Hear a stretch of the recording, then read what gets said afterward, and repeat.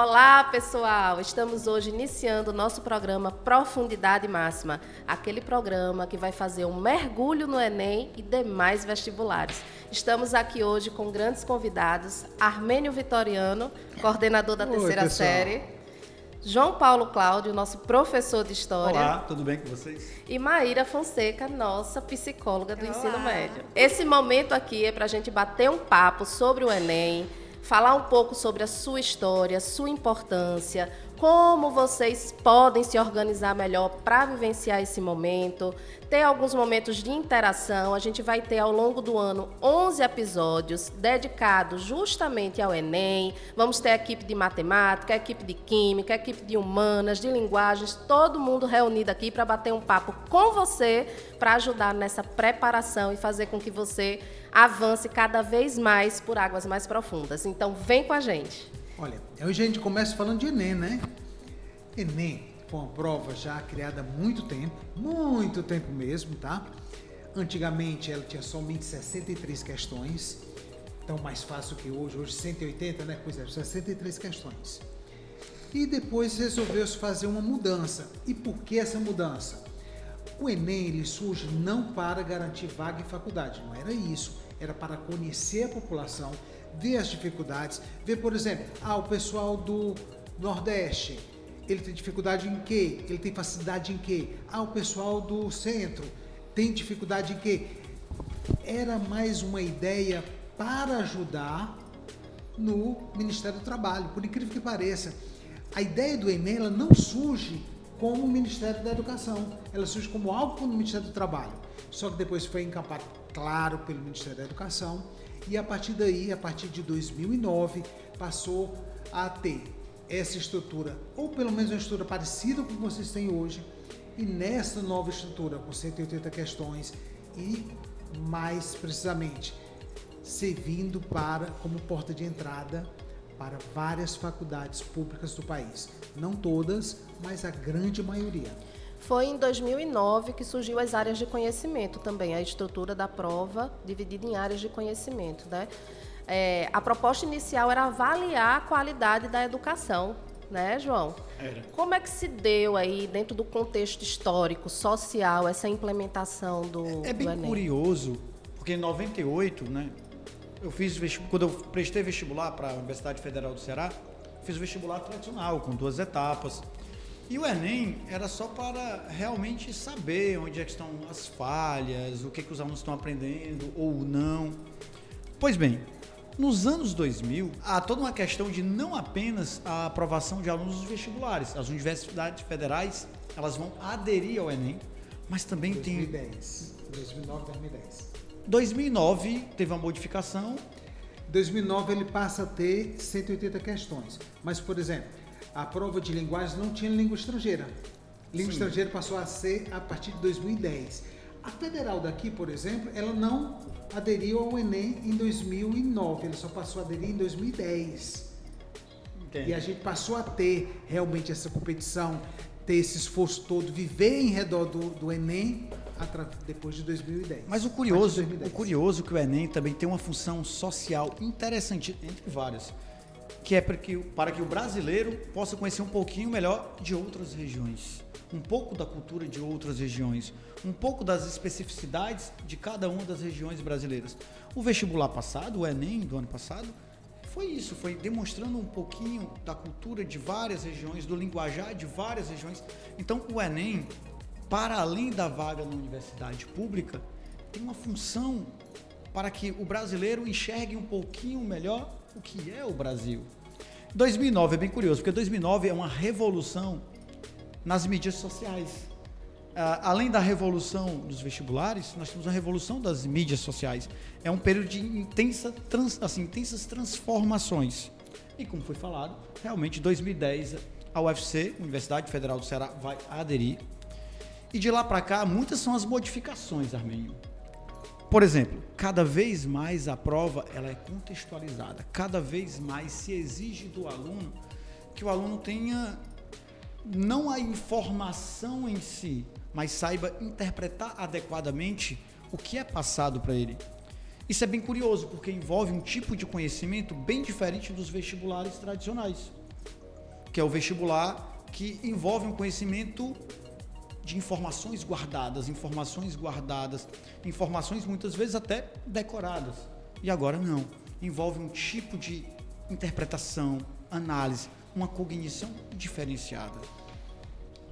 João Paulo, tem uma questão que caiu no Enem que eu acho que simboliza exatamente tudo isso que você falou.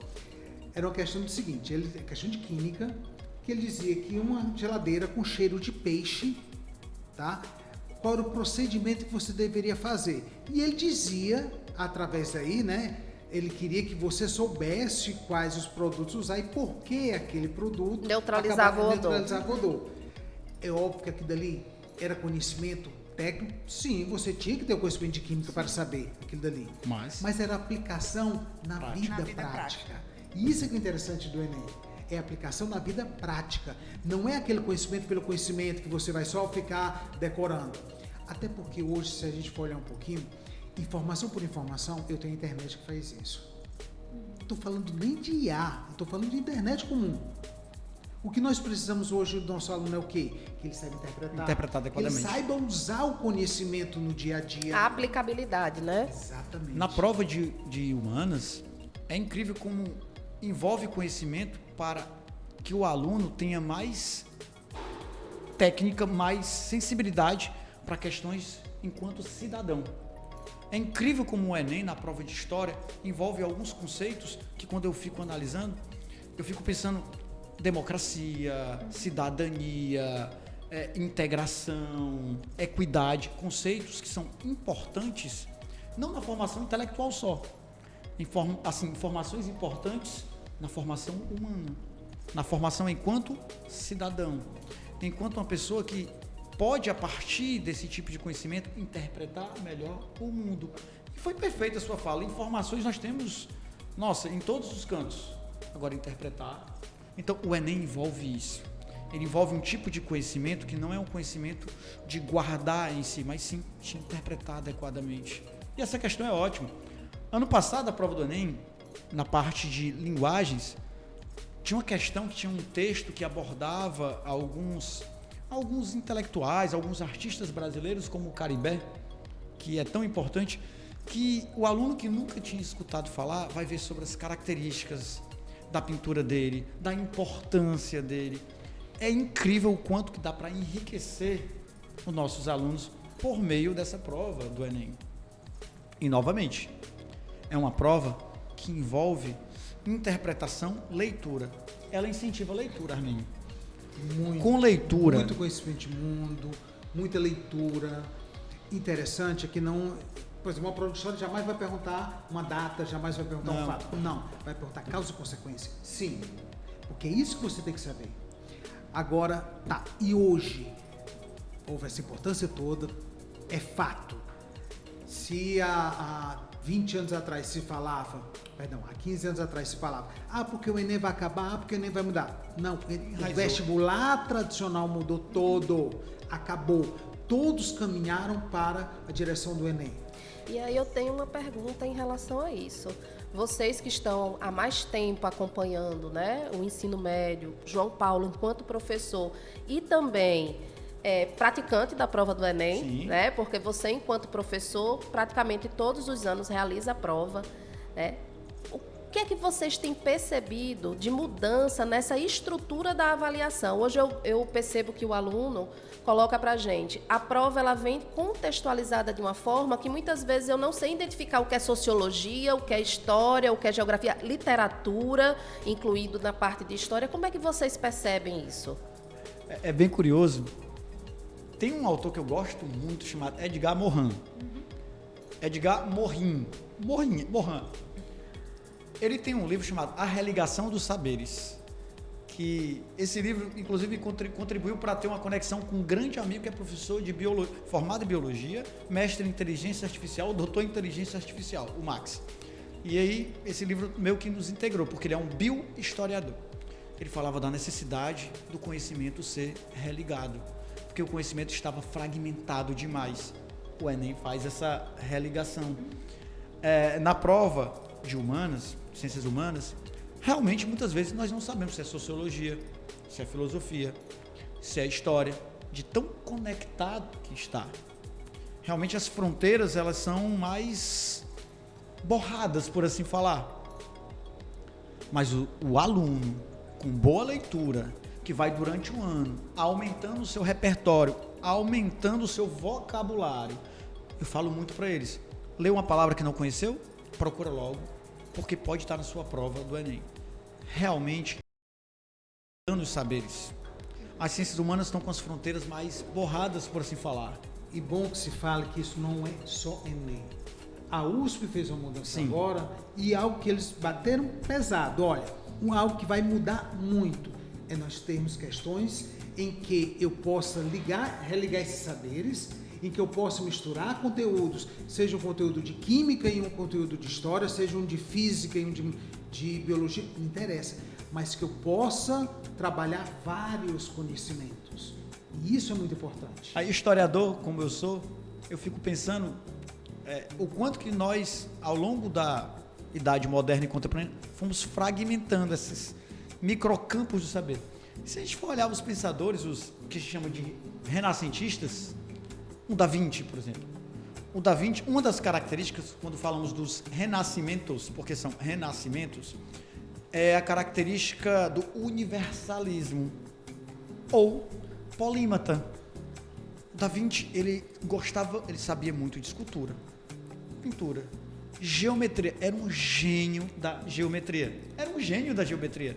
Então, o que foi? Os gregos, de uma forma geral, que nós chamamos de gregos ou helenos, eles gostavam de várias áreas do conhecimento, desde a música, a poesia, a matemática. Até a anatomia. Anatomia. O Da Vinci, ele estudou corpos humanos, muito embora tivesse algumas dificuldades para isso, né? Isso é uma aula de história. Mas ele fez essa religação. Eu estou falando do século XVI. E certo? agora, quando a gente vê tudo isso religado no Enem, é que a gente diz, olha, para de pensar que você vai pegar uma prova de química, uma prova de biologia, uma prova de física. Não, você vai pegar uma prova de ciência da natureza. Uma prova que você vai ter, vai encontrar todas as questões misturadas, e algumas vezes ele não vai fazer questão que você saiba que ela é de química, ou de física, ou de biologia. Não interessa, o conhecimento, ele vai perpassar por tudo isso. Então, mais uma dica de hoje. Pare com esse conhecimento fragmentado. Isso não existe mais. Entenda que numa prova do Enem, você vai ter todo aquele conhecimento ali junto para você trabalhar. E como é que você vai trabalhar esse conhecimento? Como é que você vai fazer a prova? Primeira dica, nada de pegar uma prova, por exemplo, fazer toda uma prova de matemática, depois passar na natureza e ficar pegando todas as de biologia, depois todas as de química, depois... Não, isso primeiro vai te cansar muito. Tá? Não é assim. Você vai ter que conhecer uma maneira de fazer a prova, uma maneira que você não canse tanto. E entenda isso. Ali é uma prova única. Vai exigir autoconhecimento, né, Maíra? Para que você consiga, diante das vivências que a escola proporciona, né, o seu ambiente escolar, que você vá ao longo desse percurso do ensino médio, que são 3 anos aí, identificando como é que você realiza o seu instrumento avaliativo, né? O que faz você poupar tempo, onde é que você perde tempo, como conseguir organizar essa rotina para a realização de uma prova, driblando ali a ansiedade, o desejo, né, de acertar, né? Que aí às vezes incorre no branco, deu apagão. Como é que a gente pode orientar os nossos alunos para que ele passe bem esse momento? Tereza, você falou um ponto importante, que é o autoconhecimento, né? Então, assim, se a gente for falar aí de pontos fortes, né, e pontos a melhorar, eu diria que o ponto forte é o autoconhecimento. Né, que aí você vai identificar, né, com o que você tem mais facilidade, quais são os tipos de questões que você, né, consegue resolver melhor, qual é o tipo de questão que você demora mais para resolver, qual é a matéria que você tem mais facilidade, qual é a matéria que tem mais dificuldade. Então, primeiro, né, o autoconhecimento ele te dá mesmo, né, essa autonomia autonomia, né? Esse poder diante do conhecimento, né? Assim, se eu sei quem eu sou, se eu sei o que é que eu faço melhor, se eu sei quais são, né, os meus pontos, né, que eu consigo ganhar naquilo, né? Eu consigo fazer uma preparação melhor e consigo realizar uma prova, né, com mais tranquilidade. E o outro ponto, né, assim, que é paralelo ao autoconhecimento, é esse senso de realidade mesmo. Eu tenho que saber quais são as minhas dificuldades também, né? Eu tenho que saber quais são os meus pontos que eu preciso melhorar. Eu tenho que saber que se tem determinado tipo de questão que eu demoro mais tempo, como é que eu gerencio esse tempo, né? Então, esse senso mesmo de maturidade, de realidade. Isso aqui eu preciso melhorar. Isso aqui eu tenho que treinar mais, né? Porque a preparação e o autoconhecimento é o que vai... É como se fosse o melhor... a melhor forma, né, de você chegar numa prova mais tranquilo, né? É estar preparada para a prova, é estar segura de que isso aqui eu preciso fazer dessa forma, isso aqui eu tenho que, né, procurar outra forma para realizar. Maíra, eu concordo. Perfeito o que você falou.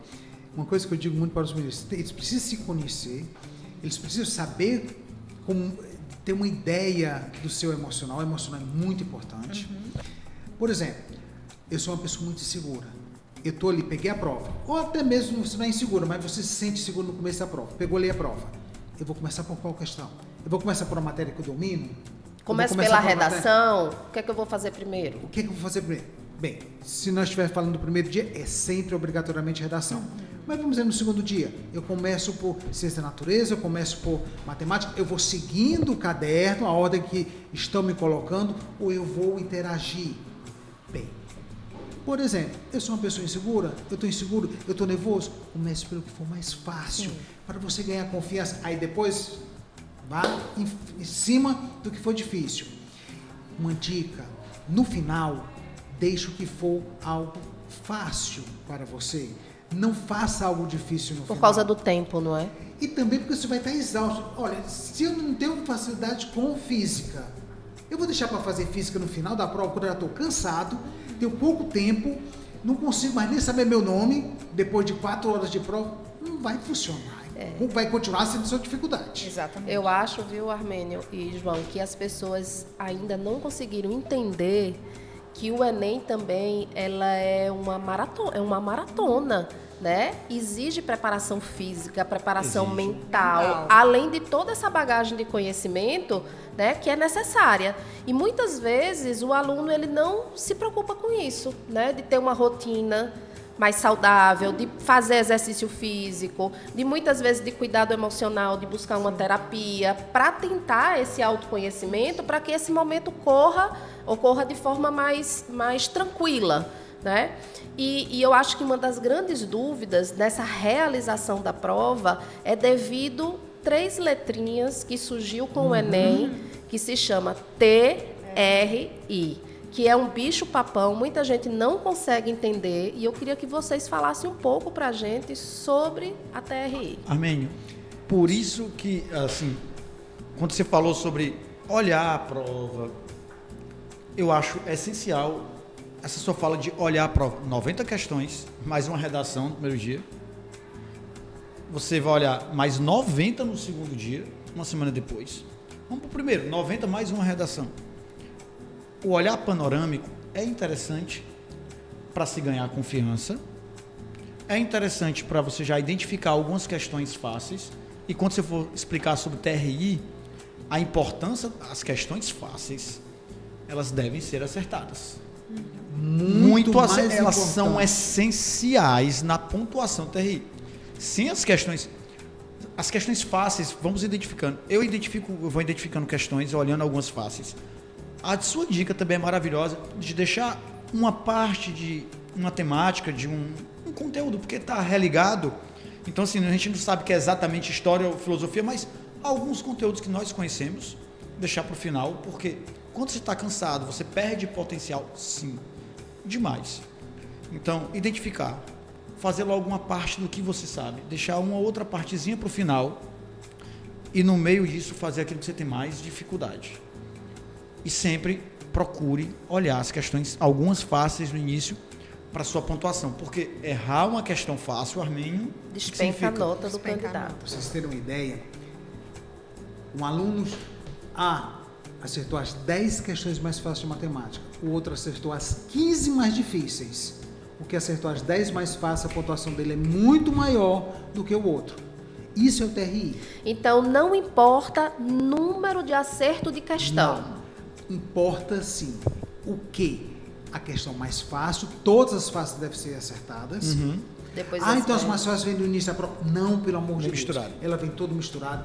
Tem caderno, é bom lembrar que no Enem você tem cadernos de várias cores. Então você vai ter um caderno em que a questão uma questão de fácil vem no início, na outra vem no meio, na outra vem no final. Tudo é aleatório. Então não se confie nessa história que o fácil vem no início. Não. Ela pode ser a penúltima questão. É a mais fácil. Ela está vai salteada identificando, na tá prova, salteada. né? É Às por isso vezes que é ela pode vir importante uma visão juntas, panorâmica. Isso não é isso. só olhada. Tem, por exemplo, na prova de matemática tem aquela questão que você pode ser um nada em matemática, mas de olho você faz aquela questão. Tem aquela questão que ninguém pode errar.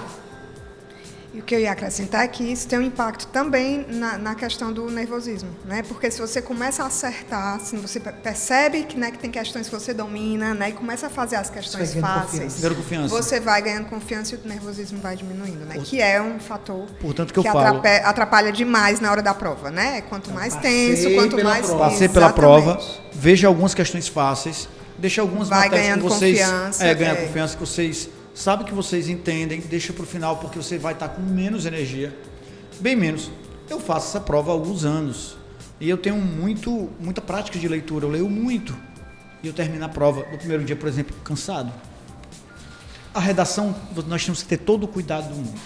Na prova, muitas vezes, lendo as questões, surgem algumas ideias para a redação. Eu não estou falando de copiar textos, estou falando de surgirem ideias, além de alguns textos básicos também que você vai encontrar no meio da prova do primeiro dia. Então, é importante demais essa visão panorâmica, fazer algumas questões fáceis, não perder questões fáceis, deixar algumas temáticas que você gosta para o final. E a redação, toda a atenção do mundo. E, por exemplo, nessa compartimentação, Armênio, das questões. As questões fáceis, obrigação, há algumas questões médias, para subir um pouco mais seu nível, sua nota, e as questões difíceis têm uma pontuação mais baixa, que coisa curiosa. É muito Mas- interessante. É como se ele dissesse o seguinte: o pessoal dizia que era a teoria do chute, né? Se você Não. acerta uma difícil e erra uma fácil, então você chutou. Ou seja, É porque Então, ele analisa a coerência da resposta, né? Não é coerente você errar uma fácil e acertar uma difícil. Aí Eu indica a sempre probabilidade de chute. Porque eu sempre digo, seja humilde. Vai fazer a prova, pegou aquela questão de matemática, começou a fazer, fez a primeira vez, deu errado, nenhuma resposta. Fez a segunda vez, deu errado. Tchau. Bota ali, se der tempo, no final você faz. Se não, deixa para a próxima encarnação. Chuta. Fim de papo. É, porque... Não vai perder tempo. Isso, era isso que eu ia dizer. Você deixa de Não fazer pode. uma questão fácil, que vai valer mais pontos, para tentar aquela questão que às vezes você vai errar. Mas aí qual é o conselho? Chegou no fim, não conseguir desenvolver, deixa em branco ou chuta? Obrigatoriamente chuta, não pode deixar nada em branco. Mesmo que você acerte, eu acertei uma questão mais difícil, Armênio, mas você disse que ele vai valer mesmo. Aí vai valer alguma coisa, então chute, não tem problema. Se você acertar, você vai ganhar alguma coisa, não vai te prejudicar. O que vai te prejudicar é você errar as fáceis. Isso te prejudica. é isso, é o centro, é fazer as fáceis. E dá para fazer tudo que é fácil praticamente. Basta estudar adequadamente, com técnicas adequadas, com métodos adequados durante o ano. Você vai acertar todas as fáceis ou quase todas. Uma coisa que eu digo muito para os meus alunos é: você vai treinar esse ano. Exato. Então, eu estou aqui com 10 questões de história. Eu vou resolver essas 10 questões. Eu posso passar 2 horas resolvendo 10 questões? Pode Não pode. Porque você não vai ter 2 horas para resolver 10 questões. Vocês aconselham Você tem meia cronometrar hora. o tempo na Sim. resolução? Eu faço isso. Eu aconselho sim. Cronometra agora. É claro que no vestibular você não vai poder fazer isso, Uhum. você não pode ter relógio nem nada. Mas se você vai cronometrando o ano todo, Vai chegar lá, isso é coisa condicionando, né? normal. Vai condicionando. E Sua assim, cabeça vai estar condicionada. por isso que é tão importante, né? Um estudo ativo, com muitas questões. É muito importante. Você vai ganhando repertório. Cada palavra, história, ciências humanas, cada palavra que você não conhece, cada conceito, estude. entre aspas, você vai perder algum tempo agora, entre aspas. Na verdade, você não está perdendo, você está se municiando, porque essa palavra, esse conceito, tem uma grande possibilidade de estar na sua prova do Enem e você vai fazer muito mais rapidamente a questão. Por que muito mais rapidamente? Porque você adquiriu esse arcabouço, essas ideias, durante o seu treino, durante o ano, durante simulados, durante assistindo, revisando a matéria em casa. É muito importante a forma de revisar a matéria, que vamos falar daqui a pouco. É muito importante como essa matéria vai ser revisada para realmente você guardar certos conceitos, você desenvolver raciocínios. Essa questão das perguntas mais difíceis, das questões mais difíceis, né? Também tem um porquê aí, né? Assim, se você passa muito tempo na questão, primeiro, que vai perder tempo, né? Enfim, vai perder. E tem outra coisa aí, que é o impacto disso na tua noção de autoeficácia, né? De confiança. Você começa, eu não estou conseguindo. E aquilo ali vai ter um impacto também no decorrer da prova. Então, não perder muito tempo com questão difícil, né? É uma coisa mesmo que a gente sabe que precisa focar, porque tem esses dois viés, né? Tanto o tempo como a tua relação com a tua confiança, né? Então... Uma vez eu vi numa palestra sobre TI uma frase que me fez pensar bastante. Eles fazem a prova não é para ela ser acertada toda. Cada um tem a sua altura, cada um tem a sua quantidade. Então, de repente, aquela questão é porque não era para você acertar. Então, ela não é feita para você fechar a prova. E se a gente for olhar bem, o número de alunos que consegue fechar uma prova de linguagens é mínimo, de ciência da natureza, de ciências humanas, mas são provas até fáceis, relativamente fáceis, mas o número é pequeno. Por quê? Porque ela não é feita para ser fechada. Então, seja humilde. Se aquela questão você não souber, tentou uma vez, tentou duas vezes, não conseguiu, tchau, vamos passar para diante. Segue a Ciências prova. Humanas, o primeiro para dia. Diante. Vamos. Tereza. E o primeiro dia é uma maratona desumana. Então, seja humilde. Gosto do conselho, seja humilde. São muitos textos que mesmo quem lê isso que muito eu ia falar, né, fica João? cansado ao final da A gente prova. percebe como a prova ela tem crescido em quantidade de textos. Gigante. Né? A prova... São provas muito contextualizadas mesmo e que, às vezes, se você começa lendo o texto, você se perde. E aí vem aquela ideia de vai no comando. Primeiro né? comando. Lê o comando, vê o que aquela questão está pedindo, para quando você lê o texto, você já olhar, né, a questão Sim. com um olhar mais direcionado. E aí vem aí algumas técnicas, né, de estudo. Como se organizar nesse período? Quais são as melhores estratégias? A gente tem aí os estudos ativos e os estudos passivos, né? Cada um precisa entender como é que você se organiza, como é que funciona. O que é que vocês orientam aí em relação a essas temáticas? Tem uma questão, né? Que às vezes a gente diz assim, eu estudei, não acertei nada. Às vezes a pessoa acha que está estudando, né? Mas muitas vezes é o estudo que a gente chama de estudo passivo, né? É quando você ou só escuta e não está prestando atenção, ou até está sublinhando, mas não sabe nem o que é que está sublinhando, né? Ou faz um resumo, na Ou verdade, faz um cópia, resumo, né? e que É uma cópia. Então isso é um estudo passivo, né? Que não tem um trabalho mental mais elaborado, né? E a gente precisa caminhar para esse estudo ativo. A recuperação ativa, ela é central. Você tem que falar, você tem que deixar bem, por assim dizer, deixar bem claro para o seu, bem estabelecido para o seu cérebro que aquele conteúdo é importante. Como é que você estabelece isso? Está ligado ao esforço no estudo, já falo o que é o esforço, e nas revisões. Não adianta muito você só ficar escutando uma videoaula em casa. Ou você pegou, minhas anotações em sala de aula, eu ficar lendo. É importante. Estudei hoje uma temática sobre iluminismo, história. Chega em casa, à noite, algum horário que você estabeleceu, vou estudar 50 minutos essa temática. 40 minutos, você estabelece, vou tentar lembrar o que o professor falou. Você tem que tentar lembrar. Recuperação ativa. Vou tentar lembrar o máximo do que ele falou. Os conceitos, ideias, alguma pergunta que eu achei interessante. Você não vai olhar nenhum livro naquele momento. Você faz o seu resumo. Você está dando um recado para o cérebro. Olha, é importante para mim. Depois você abre a apostila ou o seu caderno e compara. E você vê o que você não lembrou naquele momento. E aí você revisa. Outra maneira, uma maneira complementar também muito boa, é nessa hora você fazer o exercício. Sim, Porque também. com as questões para resolver o exercício, você vai ver muitas vezes o que faltou. Ah, eu esqueci de... Mas é tentar importante fazer fazer os isso. exercícios sem consultar nada no primeiro momento. Sim. A gente Sem consultar adota nada. um material que traz uma organização de questões que chama aprendizagem, propostos e Enem. E muitas vezes o aluno ele não consegue entender a classificação dessas questões. A aprendizagem é justamente para você fazer após a explicação, para perceber ali o que é que você aprendeu, o que é que você entendeu. E não acertando, voltar para o conteúdo. Os propostos, eles já vêm com um nível de aprofundamento maior, né? E o Enem já como é que cai. Como é que cai, né? Como é que caiu, né? Exatamente. Então, ele vai ali colocando cada um num degrau, né? Para que o aluno possa ir resolvendo essas questões. E, às vezes, a gente quer ir logo para o mais difícil. Não. Né? Aí eu falo muito para os alunos, é como uma academia. Você vai começar a se preparar numa academia, você não vai pegar um ritmo pesado no começo, que depois você está todo quebrado. Né? Então, tem que ir ali adaptando o organismo E para cada um, essa nova você rotina. tem que revisar o conteúdo. Sem revisão, é esquecimento. A memória de longo prazo não vai agir. Muitas vezes também temos que ter cuidado. Um aluno passa 5 horas estudando, ele acha que estudou adequadamente e às vezes nem estudou. Tereza Armin não estudou.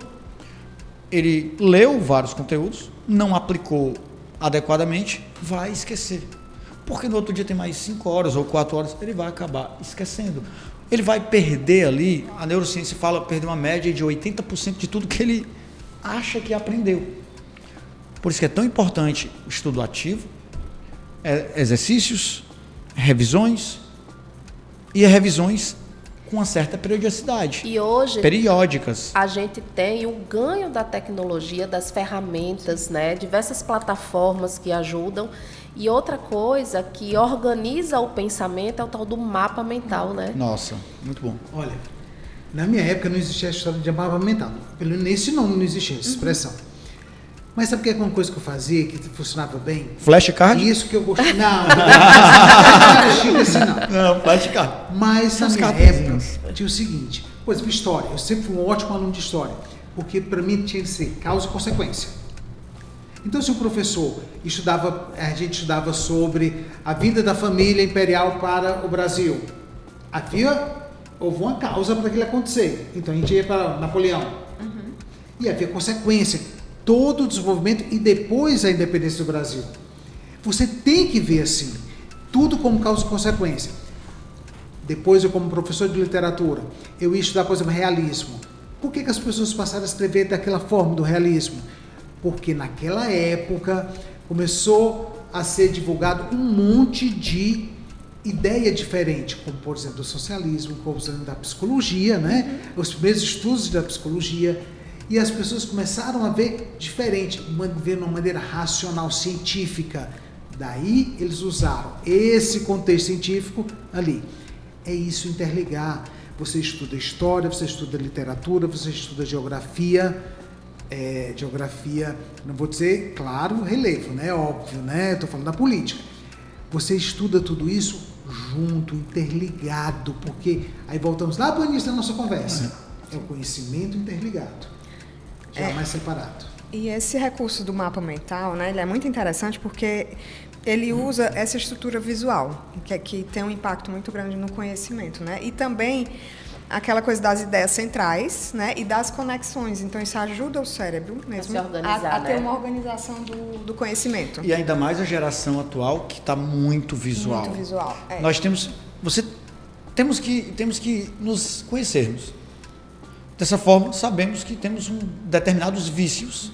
E os nossos vícios estão muito ligados a estímulos que geram prazer visual, auditivo. Então, os mapas mentais, eles são muito interessantes. Tem vários aplicativos, certo? Gratuitos, inclusive, para você fazer seus mapas mentais ou colorir, ou até mesmo uma folhinha de papel, você fazendo, colorindo, estabelecer algumas cores para quando você falar sobre causa ou algumas cores para consequência, você vai estimulando vários sentidos. Eu estava vendo uma pesquisa sobre copiar. O quanto escrever contribui para a reafirmação do conhecimento. Que os alunos estavam perdendo com a mania de tirar foto do quadro. Exatamente. Vou tirar foto, né? Escrever e aí essencial. não produzia É uma e memória, deixava de assimilar, né? De guardar uma memória a informação. motora e visual ao mesmo tempo. Sim, e também tem essa questão das fases né, que o cérebro precisa para aquele conhecimento ser consolidado, né? Então, se você só escuta, não, né? Se você escuta e escreve, já melhora um pouquinho. Se você escuta, escreve e se questiona, que é um ponto muito importante, é quando você estuda e faz perguntas para si mesmo, né? Uma grande técnica aí de estudo. Além de outra técnica que é muito, muito eficaz, é você falar como se estivesse dando uma aula sobre o assunto. Espetacular. Os neurocientistas É uma dizem das- espetacular. Isso, O melhor, que é a melhor- método é esse. É dar aula. Claro que no terceiro ano não dá tempo de fazer isso. Mas alunos de primeira e segunda funciona demais. Dá uma aula sobre aquele conteúdo, nem que seja para o espelho. Tá? Espelho. De boa. Tô falando com o Verdade. espelho, com o maior, assim. Funciona de maravilha. Ou gravar, né? Grava Por pra isso, depois eu ia ouvir. falar, eu sempre eu gosto de estudar falando comigo mesmo. Eu falo e Como de se repente... estivesse dando uma aula. Minha mãe passava e falava, o que está acontecendo? Eu falei, não estou conversando comigo mesmo. É importante porque você está refletindo sobre algo, está falando, está escutando, você está estimulando diversos sentidos. E, de novo, central, revisões. Estabelecer uma estratégia de revisões. 2 domingos ou 2 sábados por mês. Os nossos alunos não têm sábado, não. Vamos simular. 2 domingos, sim, um pedaço para fazer revisões daqueles 15 dias. Revisar os tópicos centrais. E, de novo, sempre tente fazer essa recuperação ativa. Lembrar a matéria e depois complementar essas lacunas com o que você não lembrou, mas force. Force, porque isso vai causar realmente um conhecimento que vai ficar fixado em vocês. João, eu ia caminhar aqui o nosso programa para a finalização, pedindo justamente uma dica, uma orientação para os nossos alunos, mas eu acho que sua fala foi perfeita. Então, quero aqui agradecer Eu ainda a faço vocês por esse momento, né, por essa partilha. Outros momentos virão, né? O próximo episódio será os desbravadores da matemática, com a equipe da matemática aqui, a gente trazendo um pouco de como se configura essa prova, quais são os grandes desafios da matemática, né? E aí vamos abrir um canal também de comunicação para que vocês mandem perguntas, tirem suas dúvidas para que a gente possa fazer um bate-papo bem legal. E desde já, obrigado, professor João Paulo, Armênio, Maíra, por esse bate-papo. Como professor, desejo sucesso e desejo um coroamento do esforço de vocês. Muito sucesso, ótima prova e ótimas realizações do que vocês plantaram, claro. E lembrando que a gente está aqui, precisando, pode procurar, tá? Maior prazer. E eu gostei mais da forma que ele fala do que eu, assim. E não esqueçam, sempre para o alto. Conte conosco.